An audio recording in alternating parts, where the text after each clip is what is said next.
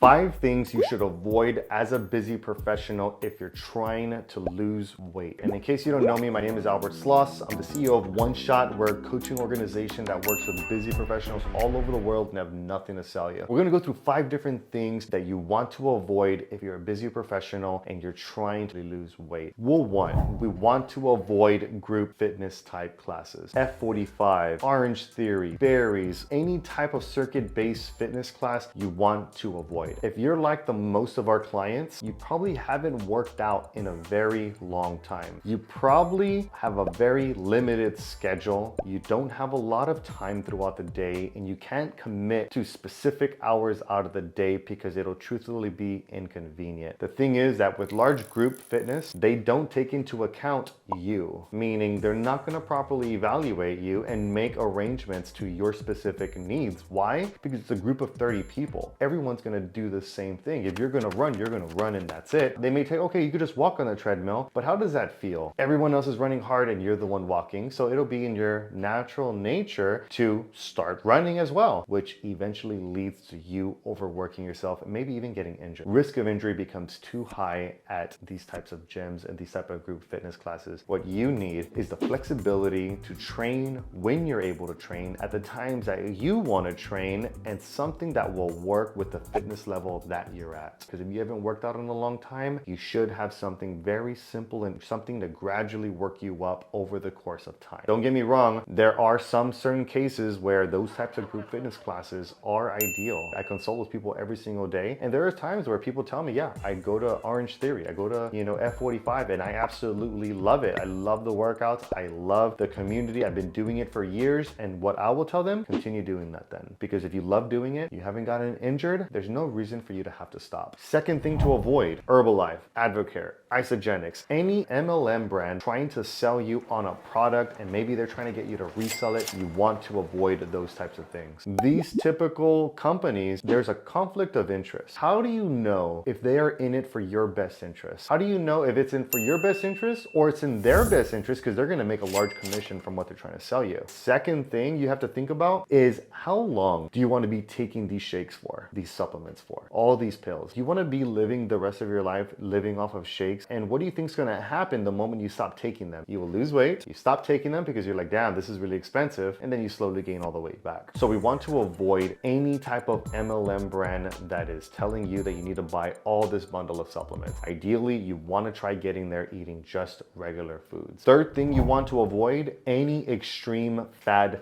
diet. When I say fad diets, keto, Atkins, the South Beach diet, a diet a bodybuilder gave you, a diet plan, a meal plan. You want to avoid all these methods because the truth is they may work in the short term, but they will only work temporary because there's only so long that you could be so restricted from not having carbs, weighing and measuring foods, being real precise. There's only so long that you could get with that. Meanwhile, you may see the person giving it to you being extremely fit, but that person has a very different lifestyle than you. They live in the gym all day. They have all this time. You're a busy professional. It doesn't apply to us because the truth is we don't have all that time to be inside the gym. We have a very different lifestyle, and that's what has to be taken into account. We need to find a sustainable form of nutrition to get us to our goal and for us to actually stay there permanently. The fourth thing we want to avoid is restriction. The more you restrict, the more that you will give into that temptation. We're just kids in adult bodies with money, and we just do whatever we want to do. So if you think of a kid, what happens when you tell a kid not to do something? They typically go and do it. You tell them over and over again, they're going to typically go and do it. Same thing happens for us. When we restrict all our carbs, all our sugars, we're restricting, we're like, oh, and we realize this is not sustainable. I cannot live like this. I need to have that. So you eventually will start eating it again, gaining the weight back. What we should be doing is learning, how do I incorporate these carbs, these favorite foods I have while losing weight? That's going to be more sustainable long term, and you'll actually learn how to do it. The last thing to avoid, prescription medication. There's so many different types of prescription medications for weight loss, for diabetics that are all meant to lose weight. But the truth is, you want to ask yourself this question: how long do you want to be taking these medications for? Do you want to be doing these medications for the rest of your life? Are you willing to undergo the side effects of these medications? And to top it off, we're not even yet aware what the long-term side effects are of these medications. You may think, oh, I'll just take it to lose weight. Okay, you could could take it for 3 months and lose weight, but what do you think is going to happen when you stop taking it? This prescription medication suppressed your appetite so much, you stop taking it, what do you think is going to happen to your appetite? You think it's going to stay that suppressed? No. Your appetite's going to increase, and then you're going to have no control, and you're going to go back to eating absolutely everything and gaining all the weight back, which is why it serves a short-term temporary result. One thing that we preach, long-term permanent results, meaning how can we get you to your goal and you actually stay there permanently and never gain it back. Avoid those 5 things if you want long-term permanent results. Okay, and if you guys like this,